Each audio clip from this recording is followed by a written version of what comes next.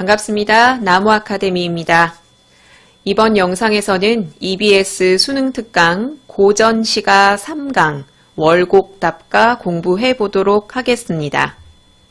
고전시가는 지금 시대의 흐름대로 순서가 제시되고 있죠.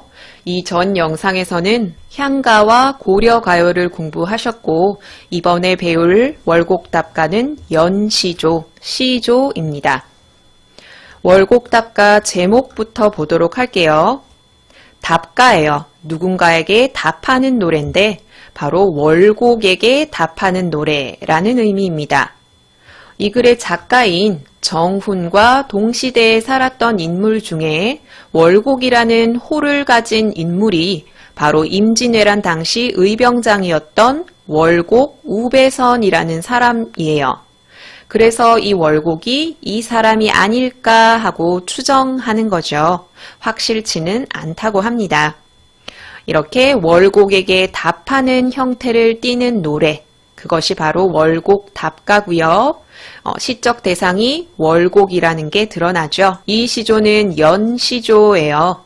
총 10수로 구성된 시조인데 EBS 교재에서는 그 중에 5수만 골라서 싣고 있습니다. 갈래 한번 짚어보고 갈게요. 연시조에 대응되는 형태가 바로 단시조예요. 1연으로만 구성된 시조는 단시조고 이렇게 여러 연으로 구성된 시조가 연시조죠. 그리고 평시조에 대응되는 개념이 바로 사설시조입니다.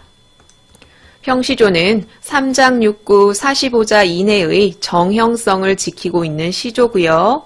사설시조는 그 중에 중장이 파격적으로 길어진 형태입니다. 그러니까 우리가 배울 월곡답가는 연시조이자 평시조라고 볼 수 있죠. 일단 시조의 형식적 특성을 한번 짚어보고 다음에 내용으로 들어가려고 합니다. 3장 6구 45자 내외라는 평시조의 특성은 사설시조에 가서 깨지기도 해요. 그렇지만 시조에서 변하지 않는 특성이 뭐였죠? 종장의 첫 음보가 3음절이라는 것. 그것이 첫 번째 수의 지금도에 드러나 있고요. 그리고 네 번째 수의 흉중에, 그리고 다섯 번째 수의 밤마다, 일곱 번째 수의 마음만, 아홉 번째 수의 세상의 이렇게 드러나 있습니다.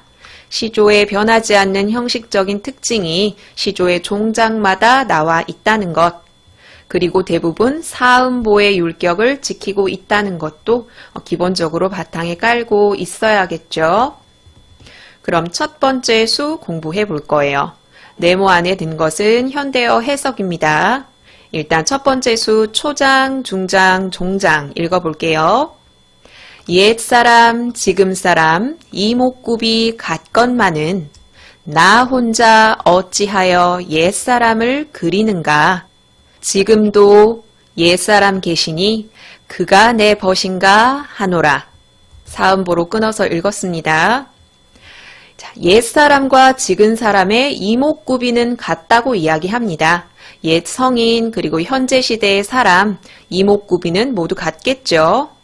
그런데 나는 지금 사람이 아니라 어찌하여 옛 사람을 그리고 있는가 라고 말하고 있어요. 그리는가. 옛 사람을 그리는 자신의 감정을 의문문의 형태로 표현하는 서리법이 사용됐고요. 서리법은 무언가를 강조할 수 있죠. 여기서는 옛 사람을 동경하는 화자의 태도를 강조하고 있습니다. 표현상 특징을 묻는 문제에서 표현법 언급되었으니까 숙지하십시오. 지금도 옛 사람이 계시다고 이야기해요. 여기 앞에서 말한 옛 사람은 옛날의 성인이라고 볼 수 있는데 이 성인과 같은 옛 사람이 지금도 있대요. 그것이 바로 이 시의 시적 대상인 월곡입니다. 화자의 벗이죠. 그 사람이 지금 있으니까 그가 내 벗인가 하노라. 바로 월곡이 벗이라고 소개하고 있습니다. 첫 번째 수니까 월곡이 화자와 어떤 관계인지를 설명해야겠지요. 첫 번째 수에서는 화자가 그리는 옛 사람의 형태가 지금도 있는데 그것이 바로 월곡이며 월곡이 내 벗이라고 말하고 있습니다. 월곡을 소개했어요. 네 번째 수 볼게요. 네 번째 수도 한번 읽어볼게요. 청송으로 울타리를 삼고 배군으로 장두르고 초옥 삼간에 숨어 계신 전해번님 흉중에 진념이 없으니 그를 사랑하노라. 자, 이렇게 끊어 읽었어요. 청송으로 울타리를 삼았다라고 얘기하고 배군으로 장을 둘렀다라고 이야기를 합니다. 푸른 소나무로 울타리를 짓고 흰 구름으로 커튼을 만들어서 둘렀어요. 이것은 무언가와 단절되고자 혹은 막고자 하는 것이죠. 그 막고자 하는 대상은 바로 속세입니다. 인간의 일을 멀리하려고 하고 있어요. 조심하셔야 할 것은 청송으로 울타리를 삼고 배군으로 장을 삼은 것은 화자가 아니라 바로 시적 대상인 내 벗, 월곡입니다. 초옥 삼간, 세 칸의 초가집이지요. 고래등 같은 기와집이 아니라 초옥 삼간에 살아요. 바로 시적 대상인 벗이 소박하고 겸손한 삶의 태도를 가지고 있다는 걸 알 수 있습니다. 단표누항이라는 사자성어와도 관계가 되죠. 초옥 삼간에 숨어 계신 전의 벗님. 시적 대상인 벗의 속성이 드러납니다. 벗은 인간 세상을 멀리하고 숨어 살고 있어요. 이렇게 속세를 멀리하고 자연에 은거하는 삶에 관한 시조가 많이 있죠. 그래서 시적 대상의 삶의 태도와 거리가 먼 것은 혹은 가장 유사한 것은과 같은 문제가 출제될 수 있습니다. 그러면 벗은 이렇게 산다고 하고 화자는 이런 벗의 삶의 태도에 어떤 태도를 보이느냐? 종장에 드러나죠. 흉중 가슴 속에 진념이 없어서 그를 사랑한대요. 진념이 무슨 뜻인지 확실하게 짚어야 화자의 태도도 짐작할 수 있겠죠. 진념은 속세의 명예와 이익을 생각하는 마음인데 벗은 흉중에 이런 진념이 없어요. 즉 욕심이 없다는 뜻이죠. 그래서 화자가 시적 대상을 사랑하고 있습니다. 즉 이 시의 화자도 인간 세상과 거리를 두기를 원하고 속세의 명예와 이익에는 관심이 없다는 것을 알 수 있습니다. 방금 배운 네 번째 수에서는 화자와 시적 대상의 삶의 태도가 드러납니다. 그럼 우리 다음 수, 다섯 번째 수 보도록 합시다. 읽어볼게요. 번님 사는 땅을 생각하고 바라보니 용추동 밖이요 구름다리 위로다. 밤마다 외로운 꿈만 혼자 다녀 오노라.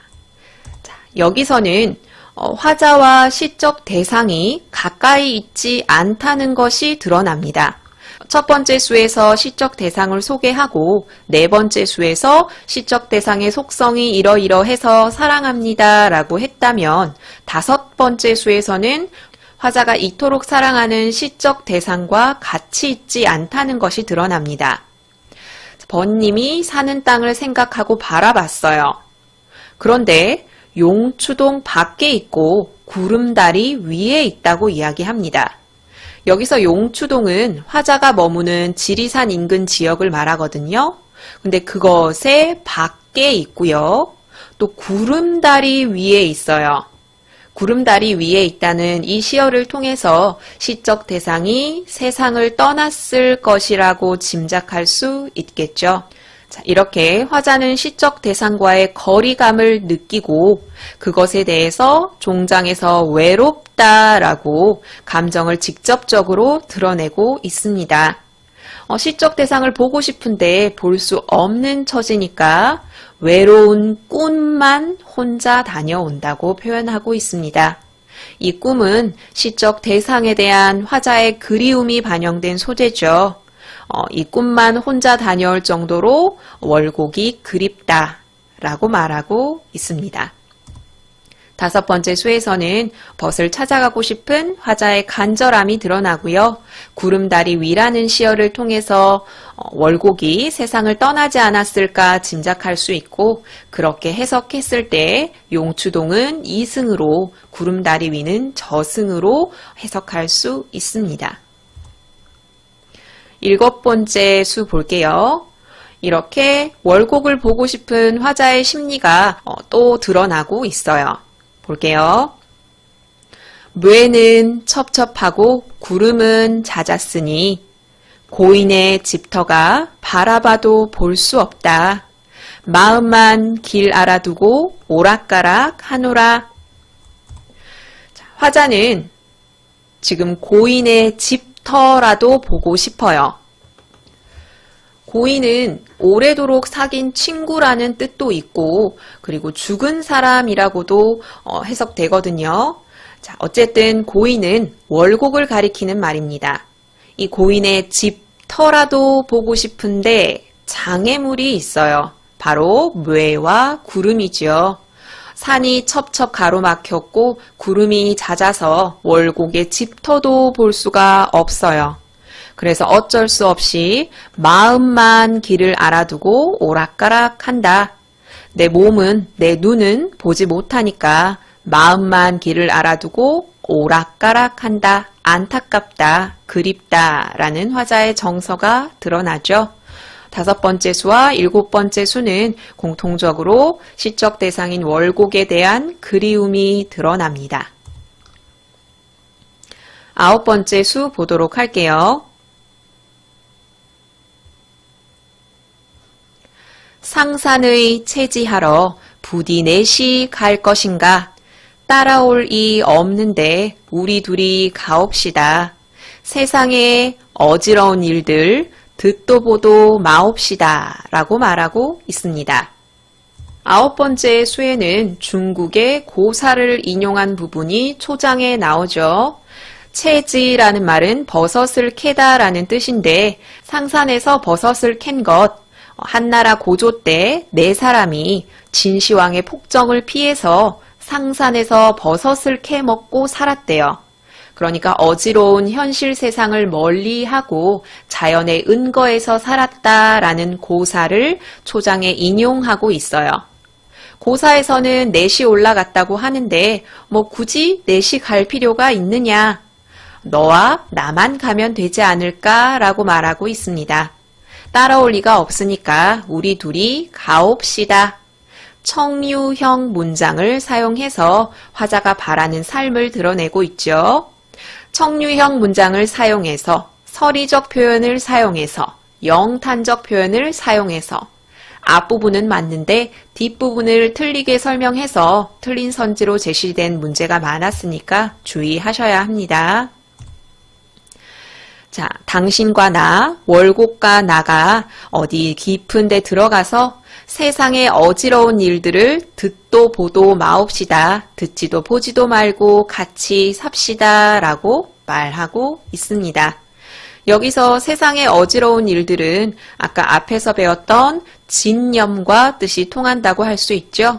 속세의 명예와 이익을 생각하는 마음, 이런 것들을 생각하지 말고 우리 같이 숨어 삽시다 라고 말하고 있습니다. 여기까지 월곡 답가 공부해 봤는데 제목은 답가이지만 무엇에 대한 답가인지는 알 수가 없어요. 그저 월곡이라는 시적 대상에 대한 화자의 정서를 노래했다는 것, 월곡이라는 시적 대상은 화자와 같이 있지 않다는 것, 그리고 시어에 따라 월곡이 세상을 떠난 것으로 해석할 수 있다는 것, 화자는 월곡을 그리워하고 있다는 것. 자, 이것이 핵심이고요. 우리 문제 풀어보도록 합시다. 10번 풀어보려고 합니다. 식구에 대한 설명이거든요. 기억에서 미음에 대한 설명으로 적절하지 않은 것은 바로 옆에 지문 나와 있고 기억, 니은, 디귿, 리을, 미음 나와 있습니다. 정지 버튼 누르시고 10번 풀어보십시오. 같이 봅시다. 기억은 옛 사람이에요. 기억은 화자가 그리워하는 시적 대상인 벗을 가리킨다. 지금 있는 옛 사람은 바로 시적 대상인 월곡이지요. 그리고 벗입니다. 맞는 선지고요. 니은은 네 번째 수의 초장이죠. 청송으로 울타리를 삼고 배군으로 장 두르고. 여기서의 청송과 배군을 통해 화자가 속세를 멀리하는 태도를 드러낸다. 정답은 2번이죠. 2번에 어디가 틀렸나요? 청송과 배군은 속세를 멀리하는 태도를 드러내는 것은 맞아요. 그런데 화자가 속세를 멀리하는 태도가 아니라 내 번님, 시적 대상이 속세를 멀리하는 태도를 드러내고 있습니다. 그래서 2번이 틀렸고요. 3번, 화자와 시적 대상의 물리적 거리감을 드러낸다. 용추동 밖, 구름다리 위, 시적 대상과 화자가 물리적으로 떨어져 있다는 걸 드러내고요. 4번, 시적 대상과 화자가 만나지 못하는 이유를 짐작할 수 있다. 이 고인은 옛 친구로 볼 수 있지만 죽은 사람을 의미하기도 한다고 말씀드렸죠. 그래서 월곡이 죽지 않았을까라고 그 이유를 짐작할 수 있습니다. 미음, 시적 대상과 뜻을 같이 하고 싶은 화자의 마음이 드러난다. 세상의 어지러운 일을 듣지도 말고 보지도 말고 같이 삽시다. 시적 대상과 뜻을 같이 하고 싶어 하죠. 그래서 10번의 정답은 2번이고요. 화자가 아니라 시적 대상인 월곡에 해당하는 설명입니다. 다음 문제 풀어볼게요. 두 번째 문제는 3번이에요. 내용을 봤으니까 이 글의 갈래에 관한 문제를 풀어보려고 합니다. 윗글에 대한 설명이 아니라 위와 같은 글에 대한 설명이죠. 갈래를 묻는 문제입니다. 정지 버튼 누르시고 풀어보세요. 같이 봅시다. 이 글의 갈래는 시조죠. 시조는 고려 후기에 유교적 이념을 표출하기 위해 만든 국문학이다. 시조는 고려 후기 신흥 사대부들이 유교적 이념을 표출하기 위해 새로 만든 국문학의 갈래가 맞아요. 2번, 조선조 500년 동안 향유되다가 20세기에 들어 차츰 사라졌다. 조선조 500년 동안에 가장 많이 향유되고 불린 것은 맞고요. 20세기에 들어서 사라진 것이 아니라 시조는 지금도 창작되고 있습니다. 그래서 고시조, 현대시조로 구분하기도 하죠. 3번, 사음보의 율격이 줄을 이루며 3, 4조, 4, 4조의 음수율을 보인다. 역시 시조의 특징이고요. 4번, 유교적 충의사상, 자연 속에서 한가로움, 남녀 간의 애정 등 주제가 다양하다. 500년이 넘게 불려졌고 나중에서는 사설시조의 형태로 평민도 지었기 때문에 주제가 매우 다양합니다. 4번도 맞고요. 5번, 조선 후기에는 산문정신의 영향으로 정형성에서 탈피한 형식이 등장하기도 하였다. 그것이 바로 사설시조죠. 3번의 정답은 2번, 시조는 요즘도 창작되는 갈래라는 것 기억해 주십시오. 다음 문제 풀게요. 7번 풀어보려고 합니다. 다음 중 윗글에 드러나는 화자의 정서와 가장 거리가 먼 것은? 화자의 정서, 일단 시적 대상을 그리워하고 있고 시적 대상을 긍정적으로 평가하죠. 예찬적이라고도 볼 수 있어요. 그러니까 거리가 먼 것 답 이외에 예찬이 있을 수도 있고 그리움이 있을 수도 있습니다. 정지 버튼 누르시고 답 찾아보세요. 같이 봅시다. 자, 답 먼저 바로 한번 체크해 볼까요? 가장 거리가 먼 것은 몇 번입니까? 바로 1번입니다. 1번 시조는 내 몸이 죽어가서 낙낙장송이 될 것이고 백설이 온 세상을 덮어도 나 혼자 풀을 것이다. 지조와 절개를 지키겠다는 고든 의지가 드러날 뿐 시적 대상을 그리워한다거나 예찬하는 태도는 보이지 않아요. 2번 시조는 님을 그리는 마음, 그리움이 드러나고요. 3번 역시 님을 사랑하고 그리워하는 내용이 드러나고 4번 역시 님을 그리워하는 정서가 드러나고요. 5번 역시 대상을 보낸 후에 그리워하는 그리움의 정서가 공통적으로 드러나 있습니다.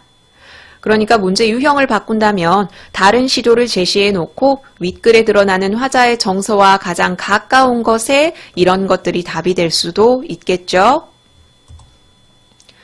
자, 여기까지 같이 월곡답가 공부하셨습니다. 연시조 월곡답가는 화자가 월곡이라는 대상을 그리워하는 시조입니다. 이번 영상은 마무리할게요. 이 모든 자료는 나무 아카데미 홈페이지에서 이용하실 수 있습니다.